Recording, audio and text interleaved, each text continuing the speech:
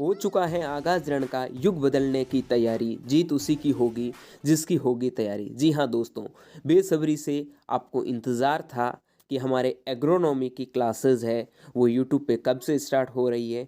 तो जी हाँ, हम लेके आ गए हैं आपके लिए फंडामेंटल्स ऑफ एग्रोनॉमी के क्लासेस का फर्स्ट क्लास, जिसमें हम बेसिक इंट्रोडक्शन के बारे में चर्चा करेंगे। काफ़ी दोस्तों के कमेंट आ रहे लंबे टाइम से कि हमारे एग्रोनॉमी का या फिर ऑल जो भी बीएससी एजी में सब्जेक्ट हैं उनके क्लासेस है वो स्टार्ट करने के लिए।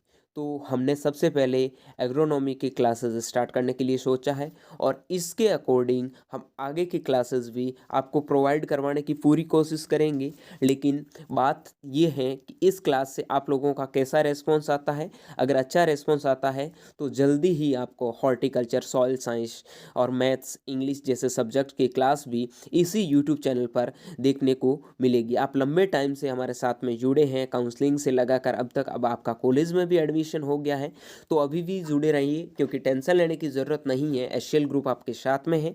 आज की इस क्लास से बेसिक इंट्रोडक्शन से लगाकर जीरो टू हीरो तक ले जाने में पूरा प्रयास करेंगे। जीरो से शुरू करेंगे, एक एक चीज़ अच्छे से पढ़ेंगे। कोई भी प्रॉब्लम हो, डाउट हो, प्लीज़ कमेंट बॉक्स आपके लिए नीचे है, कमेंट बॉक्स में कमेंट कर दीजिए। और इनसे रिलेटेड नोट्स है, कोई भी आपके क्वेरीज़ हैं तो आपके व्हाट्सएप और टेलीग्राम ग्रुप के लिंक है नीचे डिस्क्रिप्शन बॉक्स में मेंशन है। हाँ, इसमें सिलेबस के बारे में मैं चर्चा नहीं करूँगा क्योंकि आपको पता है कि सिलेबस के बारे में मैंने ऑलरेडी से एक वीडियो में डिस्कस कर लिया है। अगर वो वीडियो आपने नहीं देखा है तो डिस्क्रिप्शन बॉक्स में लिंक मेंशन है उस वीडियो का, जिसमें आप जाके पूरा बीएससी एजी एग्रोनॉमी के सिलेबस के बारे में आप देख सकते हैं। ठीक है, और भी सब्जेक्ट जैसे जैसे आपको पढ़ाते जाएंगे वैसे आपको सिलेबस भी बताते जाएंगे। अब बिना किसी टाइम वेस्ट किए हुए क्लास को स्टार्ट करते हैं। ठीक है, सबसे पहले हम बात करते हैं बेसिक इंट्रोडक्शन। इंट्रोडक्शन में हम पढ़ेंगे कि भाई एग्रीकल्चर है क्या। ठीक है, एग्रीकल्चर हम क्या क्यों पढ़ते हैं, इसके क्या क्या स्कोप है,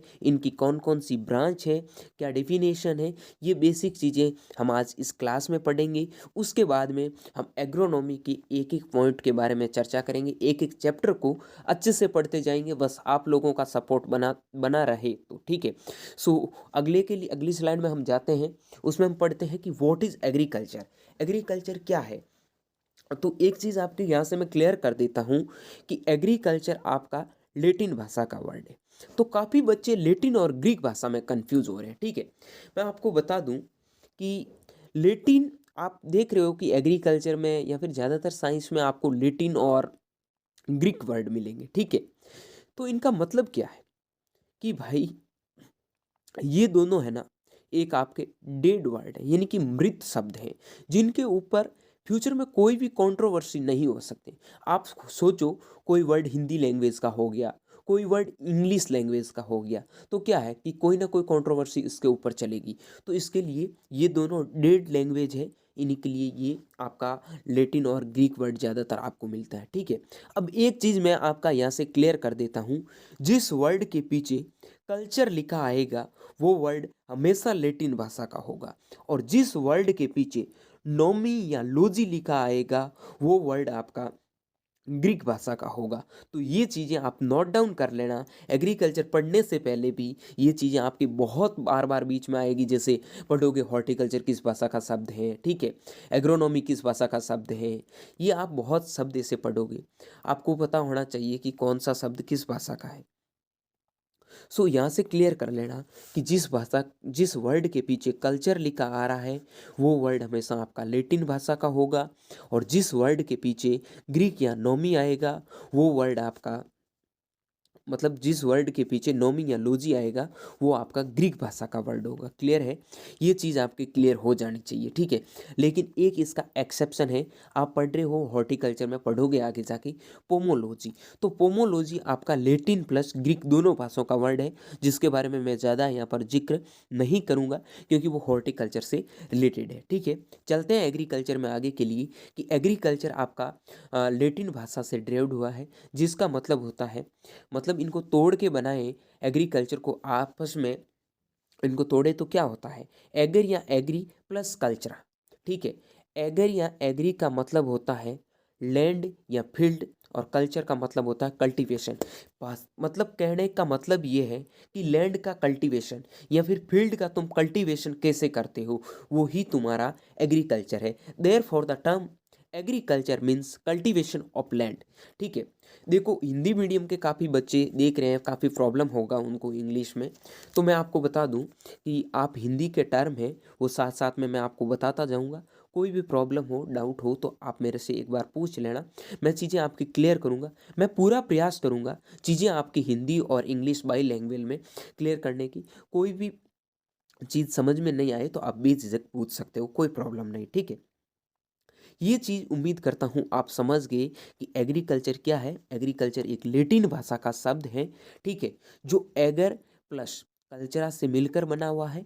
एगर का मतलब होता है लैंड या फील्ड, कल्चर का मतलब होता है टू कल्टीवेशन, मतलब लैंड या फील्ड का कल्टीवेशन करना ही आपका एग्रीकल्चर कहलाता है। ठीक है, agriculture is a very broad term encompassing all aspects of crop production, livestock farming, fisheries forestry. मतलब कह सकते हैं कि कृषि एक बहुत व्यापक शब्द है, ठीक है, जिसमें फसल उत्पादन है, पशुधन है, ठीक है, खेती कैसे करते हैं, वानिकी कह सकते हैं जैसे आप फॉरेस्ट्री में, मत्स्य पालन कह सकते हो मछली पालन में, इन सभी पहलुओं को शामिल किया जाता है।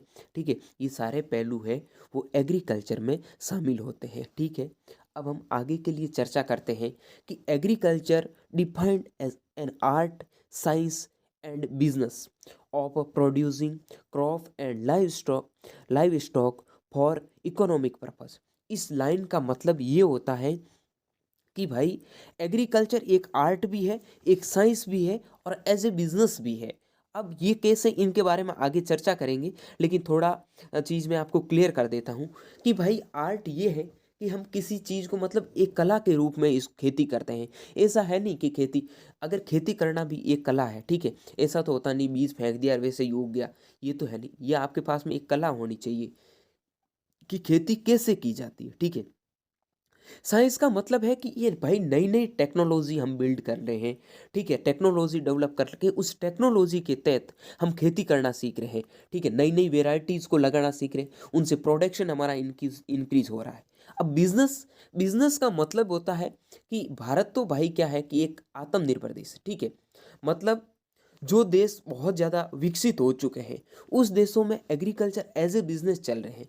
जो एक विकासशील देश है उसमें एक जीवन निर्वाह के लिए एक एग्रीकल्चर होता है कि भाई खुद का एक पेट पाला जा सकता है।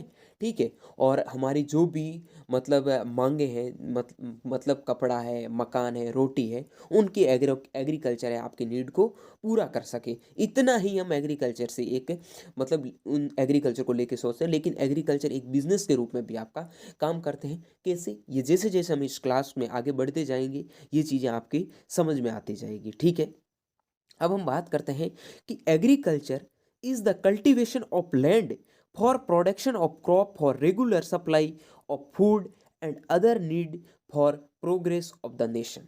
मतलब कृषि क्या है, देखो कि भूमि, मैंने आपको पहले बताया कि लैंड का कल्टीवेशन करना, ठीक है, लैंड का कल्टीवेशन क्यों करते हैं कि कोई भी फसल है उनका प्रोडक्शन हमें लेना है। ठीक है, ये लिखा है कि प्रोडक्शन ऑफ क्रॉप, फसल का लगातार हमें मतलब प्रोडक्शन बढ़ाना है। जो भी हमें फूड की ज़रूरत होती है तो उस फूड मतलब भोजन की ज़रूरत को पूरा करने के लिए हम खेती करते हैं। ठीक है, और अपने देश की जो आय है उनमें भी हम बढ़ोतरी करने का प्रयास करते हैं। ठीक है, agriculture is a defined in the agriculture acts 1947 as including horticulture, food growing, seed growing, dairy farming and livestock breeding and keeping the use of land as grazing land, meadow land, osier land, market gardens and nursery gardens, and the use of land for woodlands were that as the ancillary of the farming of land for agriculture purpose। मतलब act 1947 के तहत agriculture क्या है कि भाई जो भी हम बागानी फसलें उगाते हैं, हम फ्रूट्स उगाते हैं, हम कोई बीज उगाते हैं, डेयरी फार्मिंग करते हैं, पशुपालन करते हैं या ब्रीडिंग करते हैं, ठीक है, कोई भी ये सारी चीज़ें करते हैं, या फिर जो भी वेस्ट लैंड होती है उनको एग्रीकल्चर लैंड के रूप में यूज़ करने लग जाते हैं, ठीक है। तो ये सारा चीज़ें हम एग्रीकल्चर में पढ़ते हैं। ये एग्रीकल्चर एक्ट 1947 के तहत अगर आपको डेफिनेशन पूछे तो ये डेफिनेशन लिखनी है। यही आपके फार्मिंग मतलब farming of land for agriculture purpose, यानी कि खेती करना, भूमि में सुधार करना, ठीक है। यही हमारा एग्रीकल्चर का मेन मोटिव होता है कि एग्रीकल्चर क्या करते हैं, क्योंकि पूरा लैंड होता है, जो भी भूमि होता है उनको हम अच्छे से कल्टीवेशन करके उनको मतलब देश की आय के रूप में कैसे उसको यूज लिया जा सकता है, यही मेन एग्रीकल्चर होता है, ठीक है। अब एग्रीकल्चर की डेफिनेशन तो आपको अच्छे से मालूम हो गई कि एग्रीकल्चर क्या है, ठीक है। एग्रीकल्चर मैंने आपको बता दी, कुछ नहीं है, एगर प्लस कल्चरा से लिया गया वर्ड है, ठीक है, जिसमें क्या होता है लैंड का कल्टीवेशन करना, ठीक है। ये पूरी बेसिक डेफिनेशन थी। आगे मैं बहुत चीज़ें आपकी क्लियर करूँगा। इस क्लास में मैं आपको बेसिक चीज़ों के बारे में बताऊंगा, उसके बाद में हिस्ट्री आएगी, बहुत सारी चीज़ें हम पढ़ेंगे। एक एक चीज़ को आपको जब तक समझ में नहीं आएगा, मैं पूरा मेरा प्रयास करूंगा कि छोटी सी छोटी चीज़ को अच्छे से एक्सप्लेन करके समझो। अगर मेरे से और भी समझाने में कोई त्रुटि रह जाए और आप चाहते हैं कि थोड़ा कुछ इम्प्रूव करें, तो प्लीज़ कमेंट बॉक्स में आप कमेंट ज़रूर करें, ताकि मैं भी मेरे अंदर इम्प्रूव ला सकूँ, ठीक है, और आपको चीज़ों को अच्छे से क्लियर करके समझा सकूँ। अब हम बात करते हैं, मैंने आपको पहले बताया था agriculture as an art, science और बिजनेस। अब इसको हम अच्छे से पढ़ते हैं, ठीक है।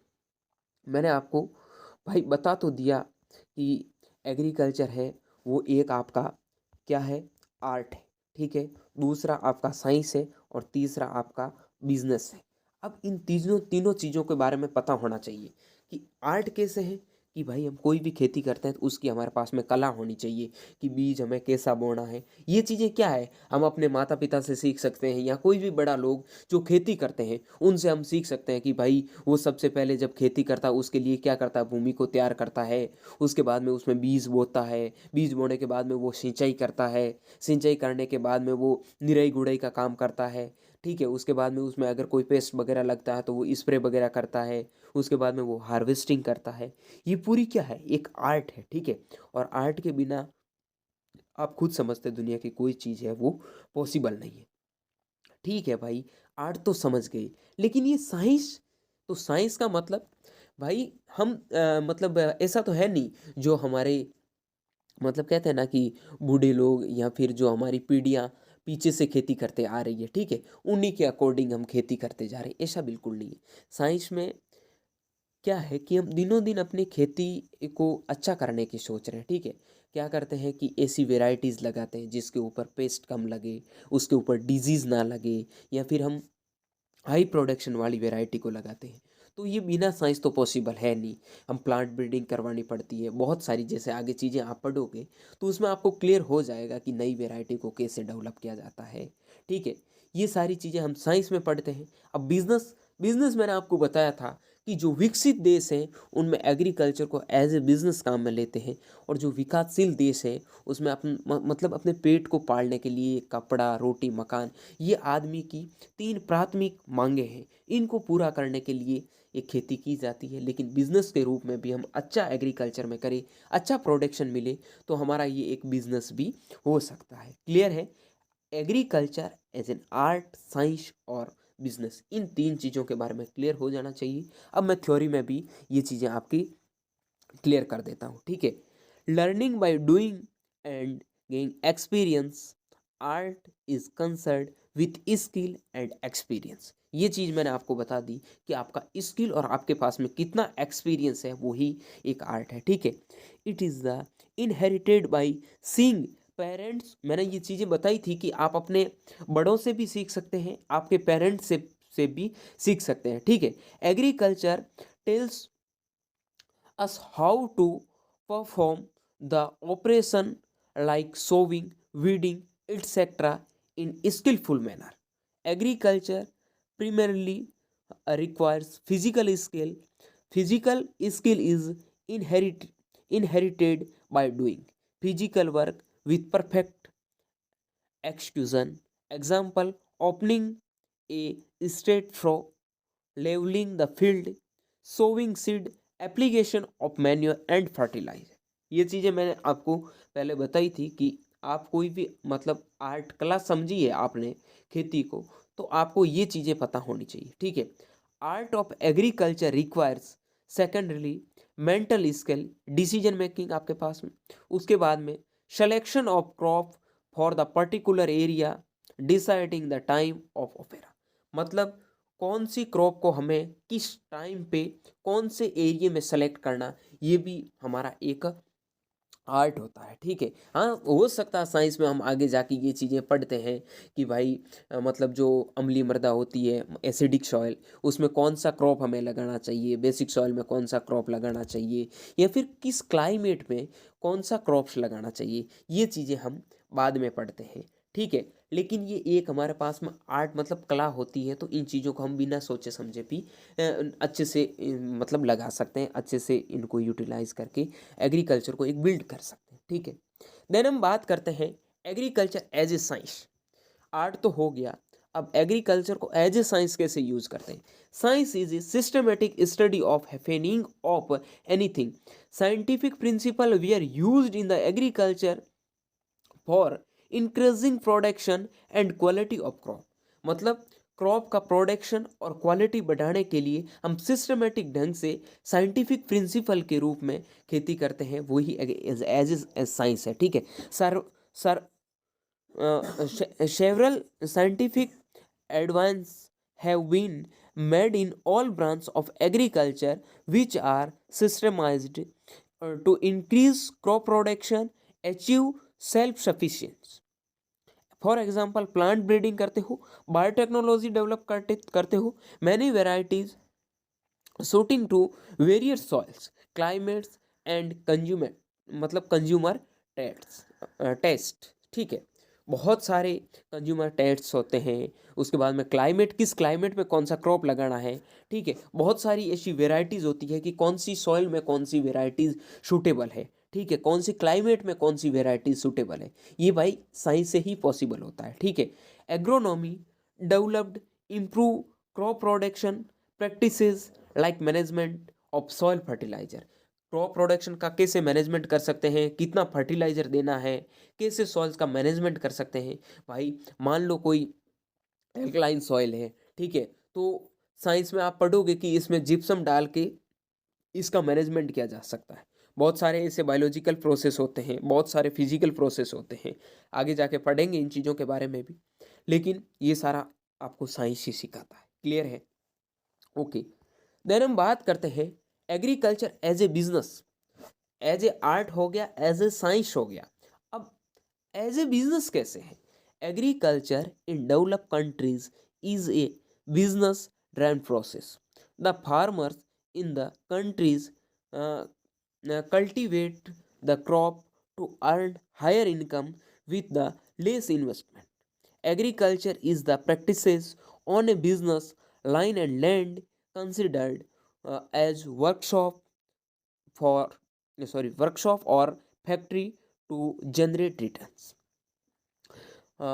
ये देखो भाई, इसका कहने का मतलब क्या है कि मतलब एज ए बिजनेस कैसे हुआ।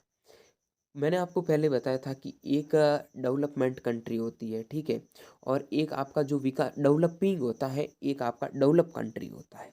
तो डेवलप कंट्री में क्या होता है, वो कम चीज मतलब क्या है कि मतलब आपको प्रोडक्शन हाई लेना है तो कम इन्वेस्टमेंट करके हाई प्रोडक्शन लेंगे, ठीक है।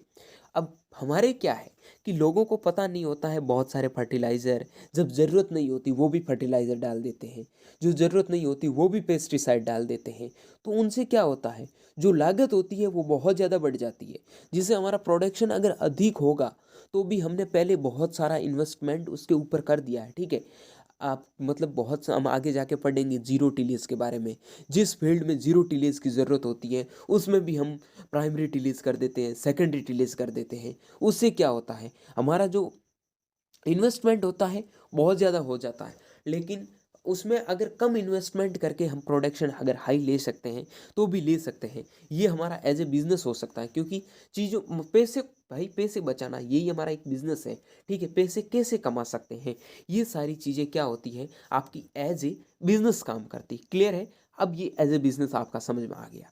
अब ये तो ठीक है भाई, एग्रीकल्चर की डेफिनेशन समझ गए, as a art science business समझ गए।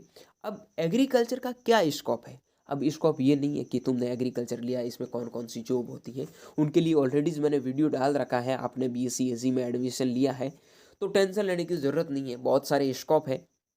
लेकिन हम थोड़ा थ्योरी के रूप में भी पढ़ लेते हैं भाई इसका क्या क्या स्कोप होने वाला है।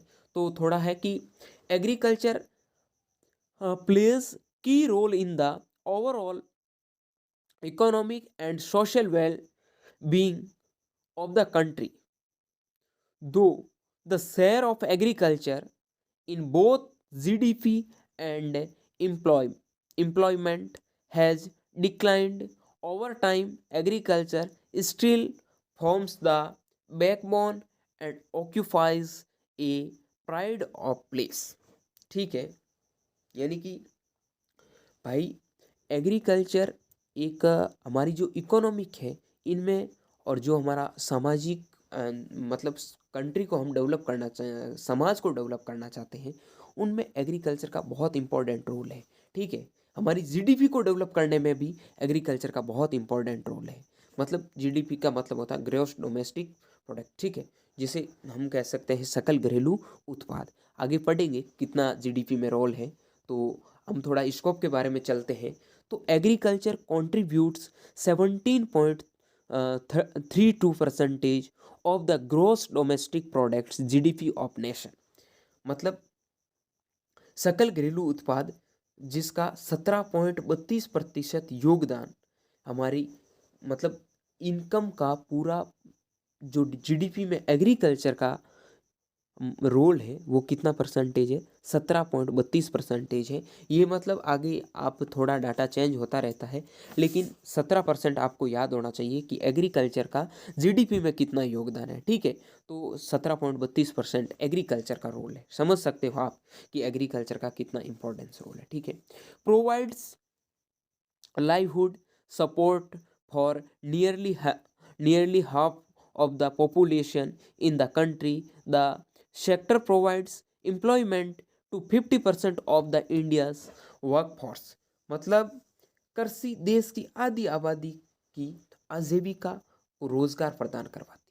मतलब 100 लोगों में से 50 लोग ऐसे हैं जिनका घर भी, उनका रोजगार भी एग्रीकल्चर के बिना नहीं चल सकता। वैसे तो एग्रीकल्चर हर रोजगार में एग्रीकल्चर का यूज है, ऐसी कोई भी जगह आप नहीं देख सकते जहाँ एग्रीकल्चर का कोई ना कोई रोल ना हो। ठीक है, लेकिन यहाँ कहने का मतलब ये है कि बहुत सारे ऐसे लेबर होते हैं जो एग्रीकल्चर में काम करते हैं।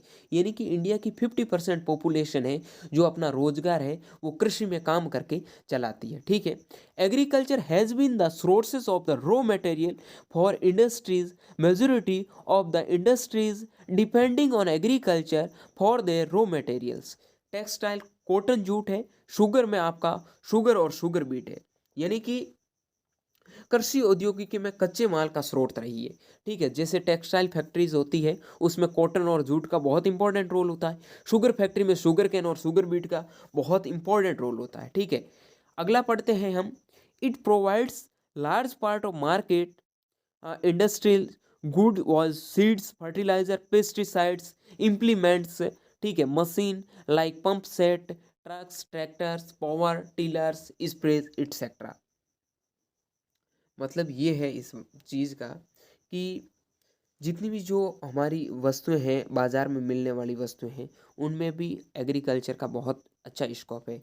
जैसे आप देख सकते हो बहुत सारे फर्टिलाइज़र पेस्टिसाइड्स की कंपनीज होती है। ठीक है, या फिर हमारी जो भी मशीनरी वगैरह आती है जैसे हम ट्रैक्टर लेके आते हैं, या फिर उनसे चलने वाले बहुत सारे इम्प्लीमेंट्स हैं। आगे पढ़ेंगे हम टीलेज के इम्प्लीमेंट वगैरह जैसे पंप सेट हो गया, ट्रैक्टर्स पावर टिलर्स वगैरह, ये सारी चीज़ें जिनमें भी हम एक मतलब एग्रीकल्चर का बहुत अच्छा स्कोप माना जाता है। ठीक है, अगला है कि provides a large portion of India export 12 to 15% of the national export. The commodities exports are tea coffee sugar cashew nut spices tobacco cotton etcetera. मतलब कृषि भारत के निर्यात का बड़ा हिस्सा प्रदान करती है। एग्रीकल्चर लगभग 12 से 15%, जो मतलब निर्यात का मतलब होता है कि जो देश से बाहर हम चीज़ें बेचते हैं। जैसे क्या है कि हम कॉफ़ी देश के बाहर देते हैं, ठीक है। उसके बाद में चाय हम देश के बाहर बेचते हैं, काजुओं को बेचते हैं, बहुत सारे ऐसे मसाले होते हैं जिनको हम देश के बाहर में निर्यात करते हैं। निर्यात का मतलब होता है अगले किसी देश के लिए हम भारत से चीज़ों को उन देश को पहुंचाते हैं, जिनमें हमें जो भी उनके बदले इनकम वगैरह मिलता है वो अलग बात है, लेकिन उनमें भी एक अच्छा खासा एग्रीकल्चर का स्कोप है, ठीक है। Agriculture maintains food security and international international security satisfactory एग्रियल, मतलब कृषि खाद्य सुरक्षा बनाए रखती, खाद्य सुरक्षा को बनाए रखती है। खाद्य सुरक्षा को कैसे बनाए रखती है भाई, कि मतलब जो भी हम एग्रीकल्चर से हमारा जो भी एग्रीकल्चर से प्रोडक्शन होता है, ठीक है। इंडिया की इतनी सारी पॉपुलेशन है, उनको जीवित रखने के लिए उनकी खाद्य सुरक्षा को बनाए, कितना फूड, मतलब कभी भी ऐसा अकाल पड़ जाए उस टाइम हमारे पास में इतना सारा एग्रीकल्चर के प्रोडक्ट, मतलब अनाज को इकट्ठा करके रखे कि हम आने वाली पॉपुलेशन को भी हम प्रोवाइड करवा सकते हैं, ठीक है। ये एक चीज़ यहाँ से आपको पता चलेगी कि कृषि उत्पादन में शांति समृद्धि, हम जो भी प्रोडक्शन देते हैं ना, तो हमारे देश में क्या है, शांति बनी हुई है, समृद्धि बनी हुई है, ठीक है। सद्भाव हमारा बना हुआ है, स्वास्थ्य सबका अच्छा चल रहा है। लेकिन ए मैन, बहुत इंपॉर्टेंट लाइन है, बहुत मतलब इंटरेस्टिंग लाइन है। A man without food for 3 days will quarrel, for a week will fight, for a month will die. यानी कि एक आदमी बिना भोजन के 3 दिन तक झगड़ा करेगा, 1 सप्ताह तक लड़ेगा और 1 महीने तक मर जाएगा।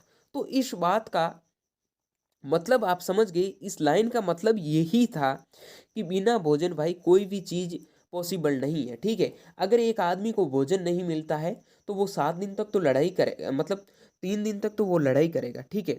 उसके बाद में 7 दिन तक वो झगड़ा करेगा, उसके बाद 1 हफ्ते में वो मर जाएगा। लेकिन हमारे देश में एग्रीकल्चर का मतलब ऐसे फूड को मेंटेनेंस करके रखा है, फूड सिक्योरिटी को ऐसे मेंटेनेंस कर रखा है कि हमारी जो भी मतलब शांति है, समृद्धि है, सद्भाव, स्वास्थ्य जो भी बना है वो इसी के पीछे बढ़ा हुआ है, ठीक है। Agriculture and allied sector like horticulture, animal husbandry, dairy, fisheries have an importance in improving economics conditions, health and nutrition for human being. कृषि और बागवानी मतलब हॉर्टिकल्चर, एग्रीकल्चर, पशुपालन, डेयरी, मत्स्य पालन जैसे संबंध के क्षेत्रों की मानव और आर्थिक स्थिति, स्वास्थ्य और पोषण में सुधार करने में बहुत इंपॉर्टेंट रोल अदा करती है, ठीक है। ये थे आपके स्कोप की, एग्रीकल्चर के क्या स्कोप हो सकते, जो इंपॉर्टेंट स्कोप थे वो मैंने आपको बता दिए। अब देखो, जो कॉलेज के स्टूडेंट हैं उनको मैं बता देता हूँ कि फर्स्ट सेमेस्टर में आप फंडामेंटल्स ऑफ एग्रोनॉमी पढ़ते हो, ठीक है। लेकिन ये क्वेश्चन आपको पूछा जाएगा कि एग्रीकल्चर का क्या स्कोप है। अगर एग्रीकल्चर का स्कोप पूछे ना, ये 7 स्कोप आप लिख दोगे तो आपके नंबर भाई कोई नहीं काटेगा, ठीक है। उसके बाद में अगर आपको डेफिनेशन के बारे में पूछ ले, या फिर एक क्वेश्चन पूछ सकता है agriculture as an art, science और बिजनेस कैसे है एक्सप्लेन करने के लिए, तो भी आप अच्छे से कर सकते हो। डेफिनेशन मैंने आपको अच्छे से समझा दी इन चीज़ों का, ठीक है। अब स्कोप आपका क्लियर हो गया। अब कौन कौन सी ब्रांच है, ब्रांच के बारे में बता दूं कि एग्रोनॉमी, मेजर ब्रांच एग्रोनॉमी है, जेनेटिक एंड प्लांट ब्रीडिंग है, soil science and agriculture chemistry है, एग्रीकल्चर एंटोमोलॉजी है, प्लांट पैथोलॉजी है, एग्रीकल्चर माइक्रोबायोलॉजी है, क्रॉप फिजियोलॉजी है, प्लांट बायोटेक्नोलॉजी है, एग्रीकल्चर इकोनॉमिक्स है, एग्रीकल्चर स्टैटिक्स है, ठीक है।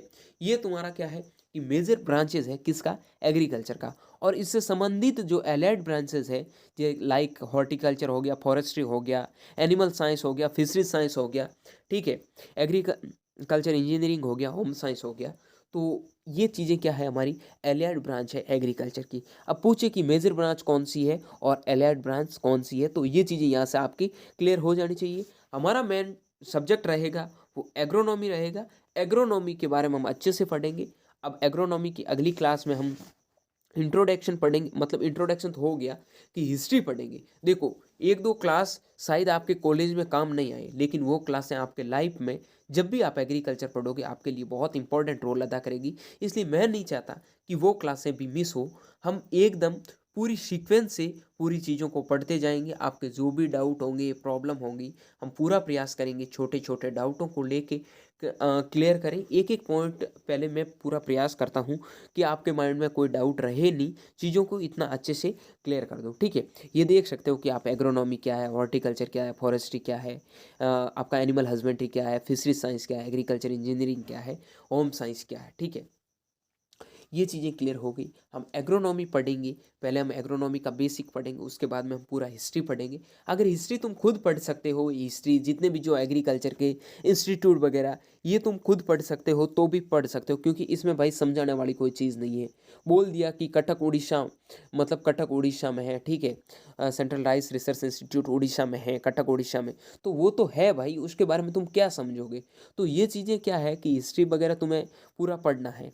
तो कि हरित क्रांति 1966-67 में लागू हुई थी, तो वो तो उसी टाइम हुई थी, तो उसमें कहने की कोई ज़रूरत नहीं। ये तो रटने वाली चीज़ है। तुम कहोगे तो मैं चीज़ें अच्छे से पढ़ा भी दूंगा। कमेंट बॉक्स में ज़रूर कमेंट करना कि हिस्ट्री के बारे में भी क्लास होनी चाहिए या नहीं होनी चाहिए। उसके बाद में मैं अगली क्लास को रेगुलर करूँगा, और इस क्लास का रिस्पॉन्स मेरे को पता चलेगा तो मैं कंटिन्यू एग्रोनॉमीज़ की क्लासेस है वो आपके साथ में ज़रूर शेयर करूँगा। ठीक है, आपके कोई भी डाउट हो, प्रॉब्लम हो, तो 9214005895 पर आप मैसेज कर सकते हैं। Myself Mahi Chaudhary, student of Banaras Hindu university, आपके लिए हमेशा के लिए मैं जितने भी जो कृषि योद्धा है उनके लिए हाजिर हूँ। कोई भी प्रॉब्लम, कोई भी क्वेरीज आपकी हो एग्रीकल्चर से रिलेटेड, तो आप ज़रूर बता सकते हैं। उम्मीद करता हूँ क्लास आपको पसंद आया है। क्लास पसंद आया तो लाइक शेयर सब्सक्राइब करना आपका काम बनता है, और अगर क्लास पसंद आए तो अपने दोस्तों के साथ भी शेयर करें, ताकि हमें भी पता चले कि आपको थोड़ा इन क्लासों से समझ में आए, और दूसरी क्लासेस भी हम अवेलेबल करवाने के लिए आपके लिए तत्पर रहे। ठीक है, मिलता हूँ अगली क्लास में।